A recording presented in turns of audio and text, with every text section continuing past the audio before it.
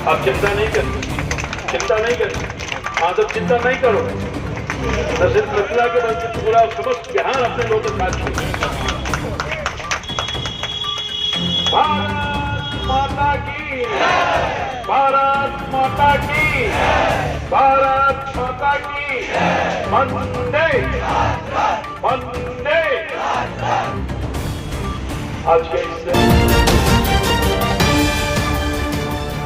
पूरे बिहार के एमपी हैं, साथ में हमारे भी एमपी हैं, हमारे क्षेत्र के।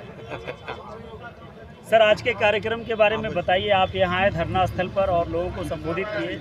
क्या इन लोगों की मांग है, क्या इन लोगों की समस्या है जिसको लेकर आप यहाँ पर? अखिल भारतीय मिथिला संघर्ष समिति के बैनर के तहत आज विशाल धरना मिथिला से चलकर आए हुए लोगों ने एम्स के संदर्भ में और कई महत्वपूर्ण मांग हैं जो सरकार से लंबित पड़ा हुआ है, सरकार से उसको पूरा करने के लिए आज धरना बैठे हुए हैं। मुझे भी सौभाग्य प्राप्त हुआ कि आगे इनके बीच में आकर के इस धरना का समर्थन करूं। आपने देखा होगा कि पिछले दिनों में यशस्वी प्रधानमंत्री जी के प्रति आभार व्यक्त करते हैं जिन्होंने बिहार को दूसरा एम्स दिया और दरभंगा में खोलने का निर्णय हुआ। राशि भी आवंटन कर दिया, ज़मीन का भी जो समस्या था उसको भी दूर करने का काम किया गया और ये तय हुआ कि दरभंगा प्रीमिसेस के अंदर, दरभंगा मेडिकल कॉलेज के हॉस्पिटल के अंतर्गत 300 एकड़ से अधिक ज़मीन जो है उसमें एम्स खुलेगा। उसके काम भी प्रारंभ हो गया। 1200 से अधिक करोड़ रुपए की राशि का भी आवंटन हो गया। मगर इसी बीच में न जाने नीतीश कुमार जी को क्या मन बदला, किन लोगों के प्रभाव में आ गए कि वो और ये जो दरभंगा के अंतर्गत एम्स खुला ये 8 करोड़ लोगों के लिए है और पूरे उस इलाके का सीमांचल से लेकर मिथिलांचल यहाँ तक कि नेपाल के लोग भी आकर के वहाँ का लाभ उठाने वाले हैं। और इसी जन भावनाओं को देखते हुए निर्णय हुआ था कि मिथिला में ये दरभंगा में खुलेगा। मगर उन सब के भावनाओं को अनादर करते हुए नीतीश कुमार जी ने एकाएक निर्णय लिया। काम शुरू भी हो गया है, डायरेक्टर की बहाली भी हो गया है और मैं समझता हूँ उसके बाद निर्णय लिया आपसे कोसों दूर जंगल कहिए, पानी कहिए, जहाँ कोई आदमी जा ही नहीं सकता है, वहाँ पर कहा कि अब संशोधित ज़मीन जो है मिलेगा नदी के अंदर। बताइए, नदी में बनेगा एम्स हॉस्पिटल? क्या बात कर रहे हैं साहब। तो वहाँ के लोगों के भावनाओं पर ठेस लगा है और सब लोग आंदोलित हैं। मैं धन्यवाद देना चाहता हूँ गोपाल जी ठाकुर जो वहाँ के सांसद हैं और अन्य अशोक यादव जी, अन्य दूसरे जो हमारे माननीय विधायक हैं, हमारे सब वहाँ के रैंक एंड फाइल जितने लोग हैं सब लोग आंदोलन थे। विभिन्न चरणों में आंदोलन हो रहा है और उसी आंदोलन का एक स्वरूप आज पटना में आज से असेंबली खुला है। नीतीश कुमार जी और इसकी सरकार जो गठबंधन की सरकार है उसका ध्यान आकृष्ट करने के लिए आज विशाल धरना दिया गया है और मांग कर रहा है कि पहले से जो ज़मीन आवंटित है दरभंगा मेडिकल कॉलेज के प्रांगण में जहां काम प्रारंभ हो गया वो चलने दीजिए। यही मांग है। लोगों में गुस्सा है, आक्रोश है। ये शांतिपूर्ण ढंग से ही लोग अपने आंदोलन के मांग के समर्थन में धरना पर बैठे हुए हैं। नहीं तो आगे भी आंदोलन चलेगा और लगातार चलेगा। अब चुप बैठने वाले नहीं हैं। जब तक दरभंगा के मेडिकल कॉलेज के अंतर्गत जो भूमि आवंटन था वहाँ काम प्रारंभ नहीं होता है तब तक आंदोलन चलता रहेगा। और नीतीश कुमार जी, आप ज़्यादा दिन तक के मेहमान नहीं हैं। ये भारतीय जनता पार्टी ने आपको यहाँ तक पहुँचाया है और यही भारतीय जनता पार्टी कार्यकर्ता जन भावनाओं का अब जो अनादर किया है, इधर से उधर कर रहे हैं, ये ठीक नहीं है।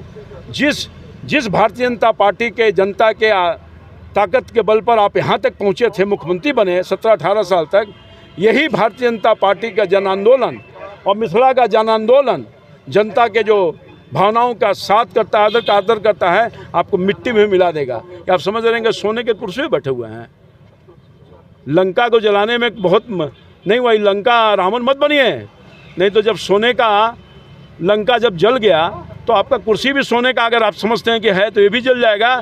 जनता का अभिशाप, मिथिला के जनता का अभिशाप नहीं लीजिए, नहीं तो आपकी कुर्सी नहीं बचने वाली है। इसलिए समय रहते हम मांग करते हैं, विशाल धरना पर बैठे हुए मांग करते हैं कि आप जिद छोड़िए और दरभंगा में एम्स वहीं जहां पहले बनना प्रारंभ हुआ था वहां चलने दीजिए।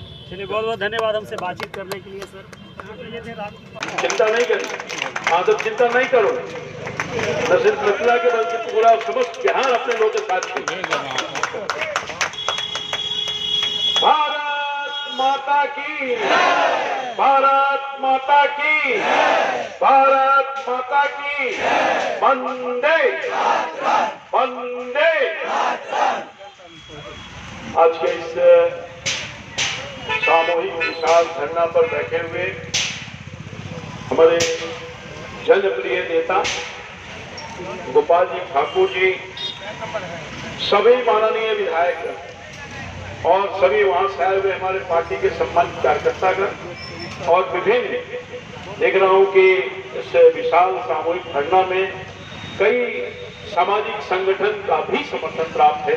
हमारी बहनें सभी लोग, कल मुझे लगभग शाम के वक्त में आदरणीय सांसद गोपाल जी ठाकुर का फोन आया, रामपाल भाई कल विशाल धरना का आयोजन है, आपको उसमें आना है। मैं सहर्ष स्वीकार किया। आज सब लोगों को यहाँ सामाजिक कार्यकर्ता में बहुत लगन भी है आज, तो बावजूद इसके मेरा अपना अलग से इंगेजमेंट रहता है। मैं सब काम को छोड़ करके सीधे धरना स्थल पर आया हूँ। विगत दिनों में जब मैं लोकसभा के अंदर था, मेरे अच्छे मित्र हैं गोपाल जी ठाकुर, इनकी बेचैनी को मैंने देखा, माफ कीजिएगा। बहुत सारे प्रतिनिधि होते हैं और लंबे काल से मुझे सौभाग्य प्राप्त हुआ है। मैंने इनकी बेचैनी को देखा जब एम्स गर्भ से बाहर नहीं आ रहा। एम्स खुलेगा बिहार में, कहां खुलेगा, जहां खुलेगा कि वहां खुलेगा, वहां खुलेगा कि वहां खुलेगा। अंतोगतवा जो पवित्र धरती है मिथिला की, जिसका इतिहास है सीता मैया की धरती, उस धरती के आवाज एक एक कोने से आवाज आ रही थी। मैं यशस्वी प्रधानमंत्री जी के प्रति आभार करना चाहता हूँ। सबसे पहले तो अपने परम आदरणीय जो हमारे धरोहर रहे हैं और रहेंगे जब तक धरती रहेगी, अटल बिहारी वाजपेयी जी भारत रत्न, उनको हम धन्यवाद देना चाहते हैं कि सबसे पहले एम्स की जो परिकल्पना हुई पटना के बिहार में, मेरे संसदीय क्षेत्र वाल्मीकि पास फुलवारी में ही खोला गया। कोई और किसी का दिन नहीं था, अटल जी का ही दिन था। मैं उनको श्रद्धांजलि अर्पित करता हूँ। और बहन सुषमा जी थी, उन्हें इसका शिलालेख भी लगाने का काम किया। आबादी बहुत बड़ी है, बिहार की आबादी बहुत बड़ी है। हमें लगता है कि 14 से 15 करोड़ है और आवश्यकता है सिर्फ 1-2 एम्स का नहीं, और भी 3-4 एम्स की आवश्यकता है।